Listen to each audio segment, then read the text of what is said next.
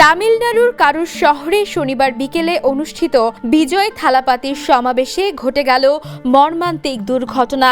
জনসমুদ্রের ভিড়ে অনেকেই পদদলিত হয়ে আহত হন। সেদিন অভিনেতা থেকে রাজনীতিক হয়ে যাওয়া থালাপাতিকে এক নজর দেখার জন্য হাজার হাজার মানুষ সমাবেশস্থলে জড়ো হয়েছিলেন, কিন্তু অনুমানকৃত ভিড়ের চেয়ে অনেক বেশি জনসমাগম ও নিরাপত্তাহীনতার কারণে পরিস্থিতি নিয়ন্ত্রণের বাইরে চলে যায়।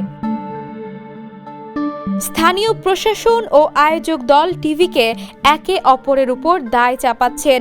বিজয়ের দল জানাচ্ছে, সমাবেশে পর্যাপ্ত নিরাপত্তার ব্যবস্থা নিশ্চিত করার জন্য তারা আগেই প্রশাসনের কাছে অনুরোধ জানিয়েছিলেন, তবে মোতায়েন করা হয় মাত্র 500 পুলিশ।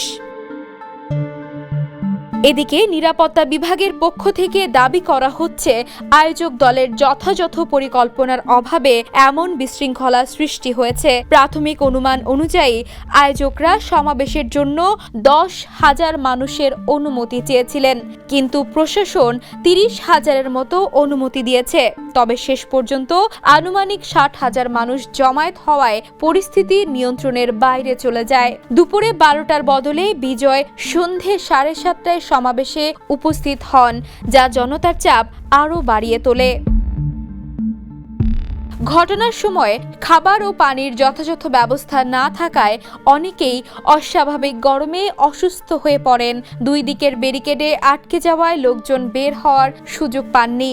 ধাক্কাধাক্কি ও হুড়োহুড়ির কারণে পদদলিত হয়ে আহত হন বহু মানুষ, সেই সাথে নিহত হন 29 জন। পরিস্থিতি ক্রমশ ভয়াবহ আকারে রূপ নেয়। ঘটনার পরে বিজয় প্রাইভেট ফ্লাইটে চেন্নাই চলে যান। জনরোষের কারণে তার বাড়ির নিরাপত্তাও জোরদার করা হয়। অভিযোগ ও হতাহতের খবর পাওয়ার পর তামিলনাড়ুর মুখ্যমন্ত্রী এম.কে. স্টালিন শনিবার ঘটনাস্থল পরিদর্শন করেন। তিনি হাসপাতালে আহতদের দেখতে যান এবং পরিবারগুলোকে আর্থিক সহায়তার ঘোষণা দেন। পাশাপাশি তদন্ত কমিটি গঠনের নির্দেশও দেন। এদিকে বিজয় থালাপাতি এক্স হ্যান্ডেলে ঘটনার জন্য দুঃখ প্রকাশ করে একটি পোস্ট দেন। তবে রাজনৈতিক বিশ্লেষকরা মনে করছেন, এই দুর্ঘটনা তার রাজনৈতিক পথ চলায় প্রভাব ফেলতে পারে। প্রশ্ন উঠছে, জনসমাগম ও নিরাপত্তার ব্যবস্থাপনায় কোথায় গরমিল হয়েছিল? সরকারি তৎপরতা এবং আয়োজকদের প্রস্তুতির মধ্যে কোনটা বড় দায় ছিল এই হতাহতের পেছনে? মেহেরুন্নেসা তন্নি, দ্য নিউজ। দেশে দেশে সবার সাথে দ্য নিউজ।